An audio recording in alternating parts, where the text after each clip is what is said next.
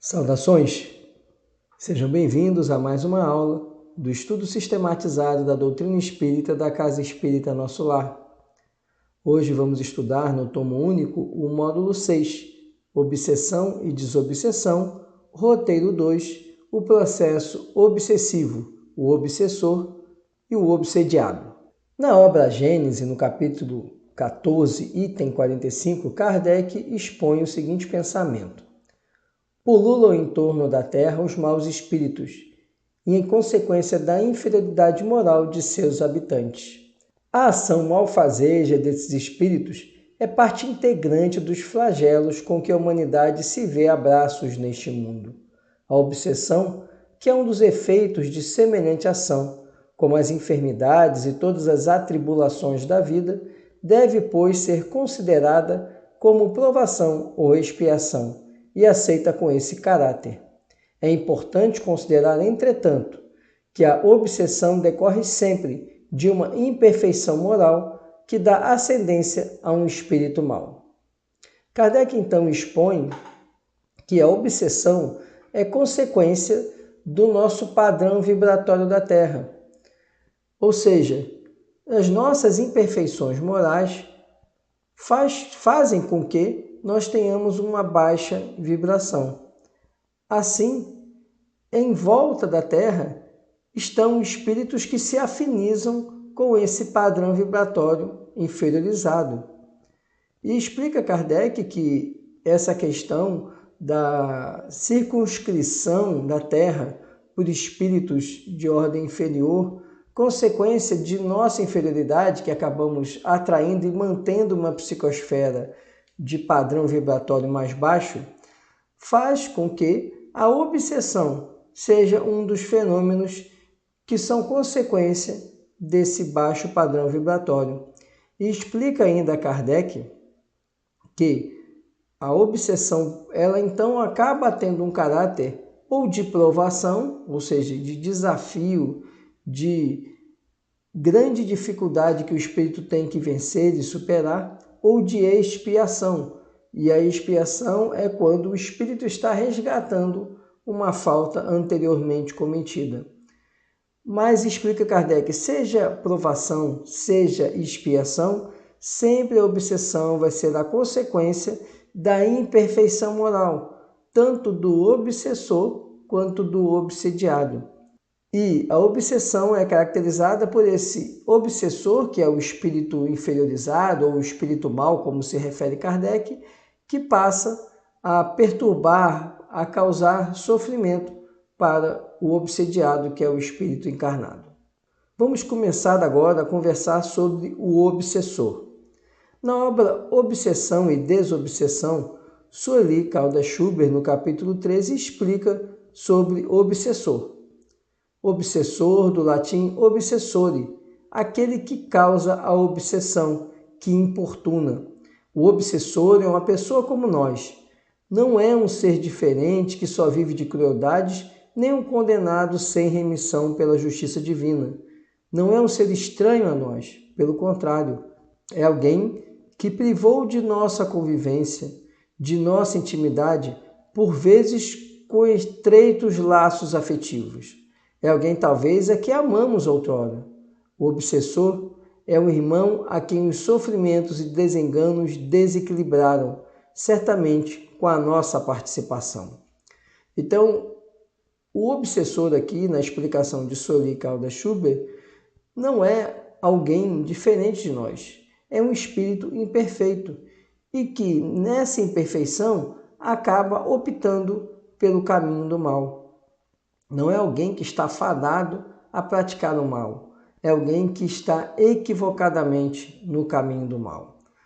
E é alguém, muitas vezes, com quem nós partilhamos a convivência, com quem nós tivemos muita proximidade, ou até mesmo, como ela explica, alguém até que nós amamos, mas que agora se vê numa condição de preferir o sofrimento, de preferir sofrer e causar o sofrimento a outrem, porque está em uma condição de desequilíbrio, de desarmonização e com isso de uma baixa vibração. No Evangelho segundo o Espiritismo, capítulo 28, item 75, Allan Kardec explica: os maus espíritos são aqueles que ainda não foram tocados de arrependimento, que se deleitam no mal e nenhum pesar por isso sentem, que são insensíveis às reprimendas, repelem a prece e muitas vezes blasfemam do nome de Deus. São essas almas endurecidas que, após a morte, se vingam nos homens dos sofrimentos que suportam e perseguem com o seu ódio aqueles a quem odiaram durante a vida, quer obsediando-os, quer exercendo sobre eles qualquer influência funesta. Então, Kardec aqui, no Evangelho segundo o Espiritismo, explica que esses maus espíritos, esses espíritos que praticam a obsessão, que subjugam, que fascinam, são espíritos que não compreenderam ainda o caminho do bem, que não aprenderam o perdão, o arrependimento, que não conseguem se libertar do ódio, do rancor, do egoísmo. E por isso eles são insensíveis, como diz Kardec, aos conselhos, às orientações. Eles não aceitam a prece e eles muitas vezes, inclusive, blasfemam o nome de Deus, blasfemam Jesus, justamente porque eles ainda estão tão impregnados com a dor, com o sofrimento, com a raiva e com o rancor, que não conseguem, que não são capazes de perdoar e de compreender o caminho do amor, o caminho da caridade. E aí, essas pessoas, esses espíritos, depois que desencarnam, continuam com esses mesmos comportamentos no plano espiritual. E eles passam aí a se vingar, a atormentar aqueles que eles acreditam que lhes fizeram sofrer. E através desse caminho de sofrimento é que iniciam e dão curso às obsessões. Na obra Obsessão e Desobsessão, Sueli Caldas Schubert, no capítulo 13, explica: a figura do obsessor realmente impressiona pelos prejuízos que a sua aproximação e sintonia podem ocasionar. E disto, ele tira partido para mais facilmente assustar e coagir a sua vítima. Veja, o processo obsessivo ele é fortemente conduzido pelo obsessor. Nós veremos que o obsediado ele oportuniza, ele como que abre as portas para o processo, mas o obsessor, ele realmente, conforme ele vai avançando na força do processo obsessivo, ele vai causando severos prejuízos, grandes sofrimentos ao obsediado. E ela explica aqui que sua aproximação e sintonia vão ocasionar esses sofrimentos. Ou seja, o obsessor, ele se adequa, ele se afiniza ao padrão vibratório do obsediado.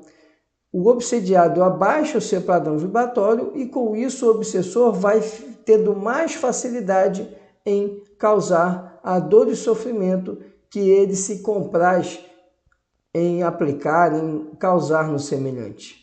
No Evangelho segundo o Espiritismo, capítulo 28, item 75, Allan Kardec explica: os espíritos sedutores se esforçam por nos afastar das veredas do bem, sugerindo-nos maus pensamentos. Aproveitam-se de todas as nossas fraquezas, como de outras tantas portas abertas que lhes facultam acesso à nossa alma.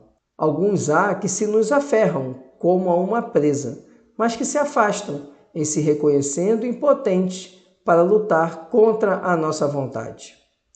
Explica aqui Kardec que os espíritos obsessores, então, eles procuram nos afastar do caminho do bem. E a forma como eles fazem isso é nos sugerindo os maus pensamentos. A partir do momento que eles vão incutindo em nossa mente os maus pensamentos e nós aceitamos e nos agarramos a esses maus pensamentos, nós estamos ali abrindo a porta da nossa mente para o processo obsessivo. E através da evolução desse processo, o espírito, então, obsessor, ele vai cada vez mais envolvendo a sua presa, envolvendo o obsediado. Entretanto, a partir do momento que nós nos esforçamos para manter o bom pensamento, nos esforçamos para manter as boas vibrações, eles vão ficando impotentes, eles vão perdendo a força e com isso acabam deixando o processo obsessivo, muito mais pela impossibilidade de exercer qualquer influência sobre o encarnado. Na apostila do Herge, temos a seguinte conclusão. Contudo, devemos lembrar que os obsessores não são espíritos totalmente desprovidos de bons sentimentos, irremediavelmente maus. São, antes de tudo, espíritos carentes de compreensão, de carinho e amor. São, na realidade, seres solitários, doentes da alma. O obsessor é, em última análise, um irmão enfermo e infeliz. Dominado pela ideia fixa ou monodeísmo de vingar-se, esquece-se de tudo ou mais e passa a viver em função daquele que é o alvo de seus planos. Veja, como nós já vínhamos comentando, precisamos lembrar que o obsessor não é um espírito fadado à prática do mal. Ele é, na verdade, um espírito que está mergulhado no sofrimento, mergulhado na raiva, no ódio, no rancor, mergulhado em toda sorte de sentimentos negativos.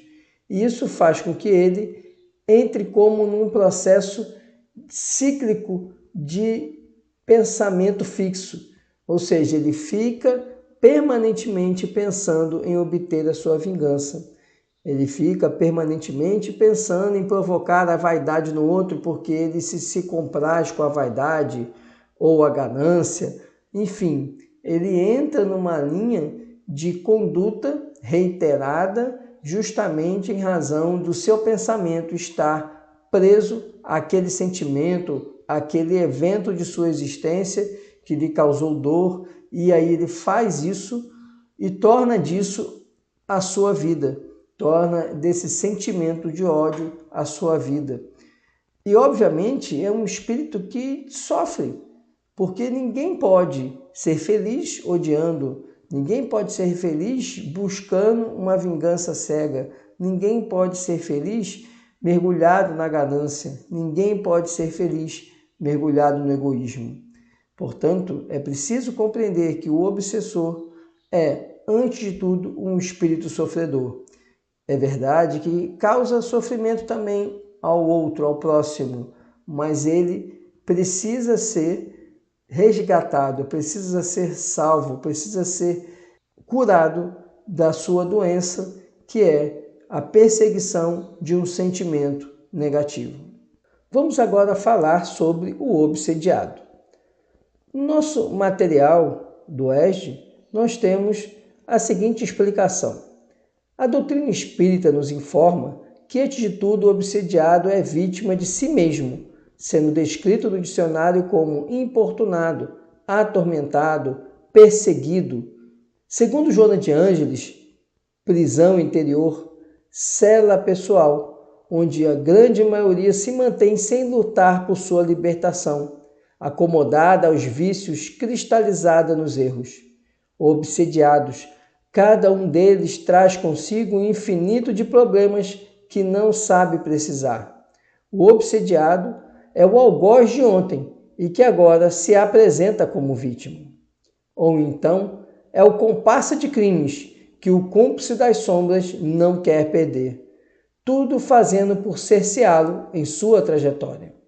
As provações que o afligem representam oportunidade de reajuste, alertando para a necessidade de se moralizar, porquanto, sentindo-se assolado pelo verdugo espiritual, mais depressa se conscientizará da grandiosa tarefa a ser realizada, transformar o ódio em amor, a vingança em perdão e humilhar-se para também ser perdoado. Veja que agora nós precisamos mudar a nossa ótica e ver agora sobre o prisma do obsediado. Quem é o obsediado? Num primeiro momento, enxergamos o obsediado como uma vítima de um processo obsessivo. Mas o obsediado, é verdade, tem essa característica de vítima, entretanto, ele tem a sua parcela de responsabilidade em todo esse processo obsessivo. O obsediado é, antes de tudo, aquele que abre as portas ao obsessor, abre as portas de sua alma ao espírito imbuído da prática do mal. O obsediado é aquele que carrega pensamentos, infortúnios negativos e que, insistindo nesses pensamentos, dá ali espaço para o obsessor. O obsediado é aquele que, em outra existência, foi aquele que fez sofrer o obsessor, ou até mesmo nessa existência, causando mal ao seu semelhante, e esse indivíduo que sofreu nas mãos do obsediado, ao passar para o outro lado, como se diz, ao desencarnar, passa agora a ter oportunidade de devolver o mal que sofreu. E aí ele passa a causar toda sorte de tormentos para o obsediado. Ou então o obsediado é aquele que esteve junto do seu obsessor quando ambos eram encarnados na prática do mal, na convivência com o mal. E agora, aquele indivíduo no plano espiritual quer continuar ali, aquela parceria para o mal, e faz insistir no obsediado a inclinação para os maus sentimentos. Entretanto, a partir do momento em que o obsediado começa a se esforçar na sua reforma íntima, ele acaba gerando uma força contrária para o obsessor, acaba dificultando o trabalho do obsessor e, com isso, enfraquecendo o processo obsessivo. Na obra Seara dos Médiuns, Emmanuel explica o seguinte: relata Mateus que os obsediados gerazenos chegavam a ser ferozes. Refere-se Marcos ao obsediado de Cafarnaum, de quem desventurado obsessor se retira, clamando contra o Senhor em grandes vozes. Narra Lucas o episódio em que Jesus realizara a cura de um jovem lunático, do qual se afasta o perseguidor invisível, logo após arrojar o doente ao chão em convulsões epileptoides. E reporta-se João a israelitas positivamente obsediados, que apedrejam o Cristo sem motivo, na chamada festa da dedicação. Entre os que lhe comungam a estrada, surgem obsessões e psicoses diversas.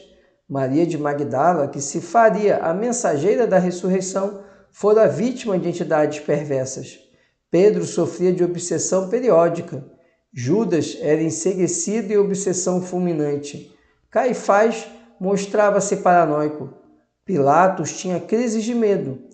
No dia da crucificação, vemos o Senhor rodeado por obsessões de todos os tipos, a ponto de ser considerado pela multidão inferior a Barrabás, malfeitor e obsesso vulgar.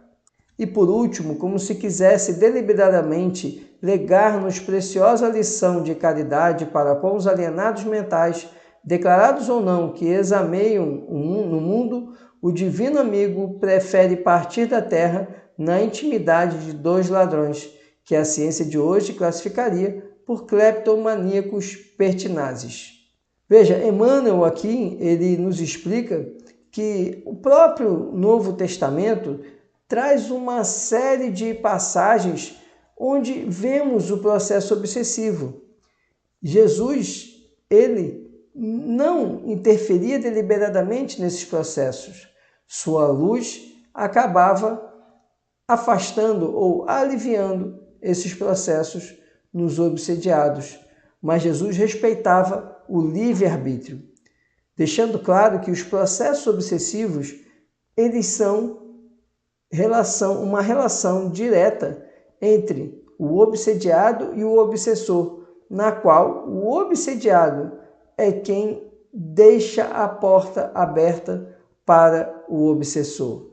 A invigilância que nós ainda temos nos nossos pensamentos, a nossa incapacidade de permanecer no caminho do bem, os nossos constantes desvios para os padrões vibratórios inferiores são essas oportunidades para a obsessão.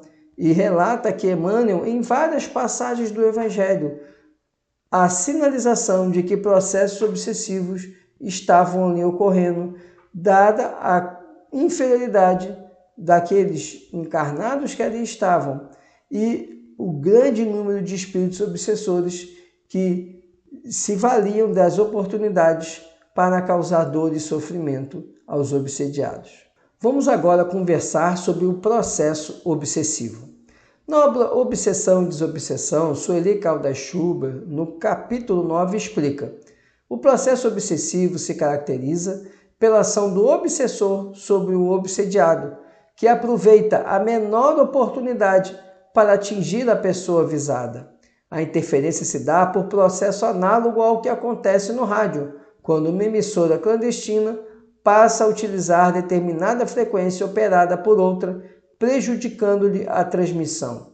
Essa interferência estará tanto mais assegurada quanto mais forte, potente e constante ela se apresentar, até abafar quase por completo os sons emitidos pela emissora burlada. Sueli Caldas Schubert agora nos explica como funciona o processo obsessivo. E ela faz aqui uma analogia às interferências de rádio. O que ela explica? O obsessor, ele é um oportunista. Ele se vale dos desvios, das fraquezas do obsediado para realizar o processo obsessivo. Então, a partir do momento que o encarnado, o obsediado, abaixa o seu padrão vibratório, o obsessor ele entra nessa frequência vibratória, que ele já está, na verdade. Mas ele agora vai buscar uma sintonia cada vez mais perfeita com o obsediado. Então, o obsediado, quando ele abaixa o seu padrão vibratório, ele oportuniza que o obsessor ele entre naquela sintonia. Ele mantenha o obsediado naquela sintonia. E explica Sueli Caldas Schubert, ele vai dominando esse padrão vibratório inferior e mantendo, e lutando para manter o encarnado, o obsediado, nesse padrão vibratório inferior. Quanto mais ele mantém o encarnado, mais ele vai entrando no processo obsessivo, mais ele vai mantendo aquele indivíduo nos pensamentos negativos, nos sentimentos inferiorizados. E aí ele vai dominando cada vez mais a sua vítima, até o ponto da vítima não conseguir mais pensar.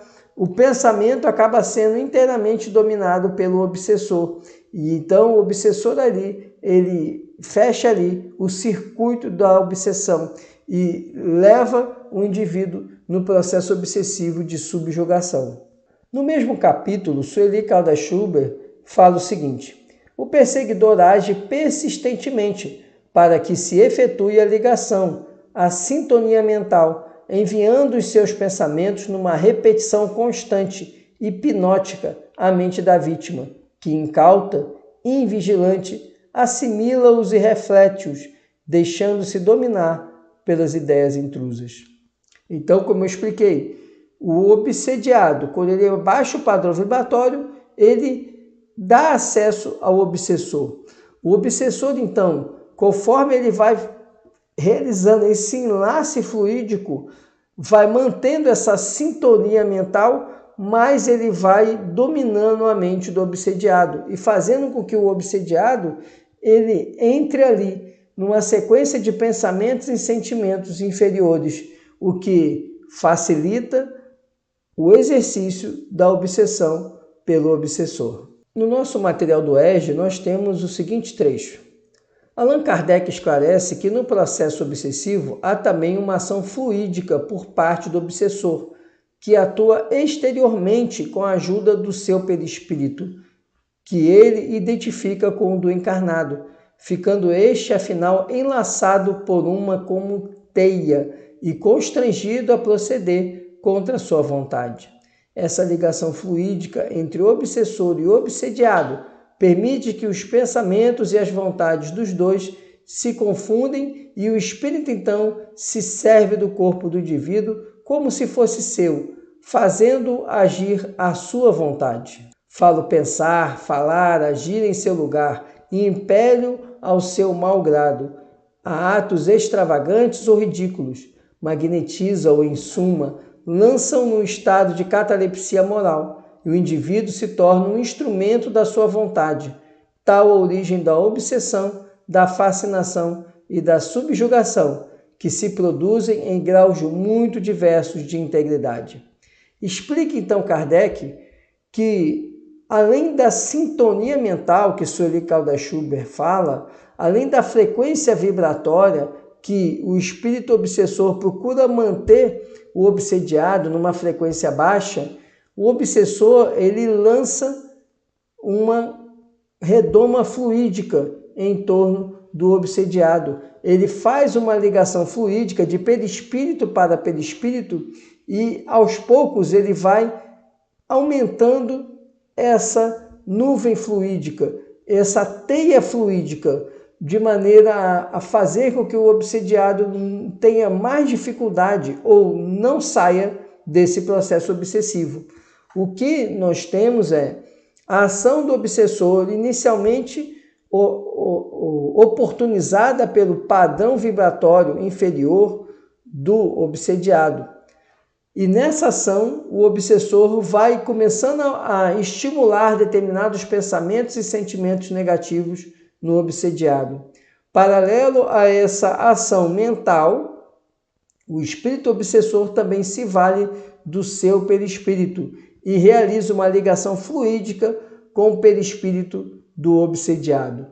Como resultado dessa ligação fluídica, a dominação do obsessor sobre o obsediado vai crescendo cada vez mais. E o crescimento dessa relação fluídica e desse padrão vibratório inferiorizado faz com que o obsediado cada vez entre mais no processo obsessivo, cada vez mais seja um joguete nas mãos do obsessor. Esse era o conteúdo que tínhamos para o estudo dessa aula. Muito obrigado pela sua atenção, muita paz e muita luz.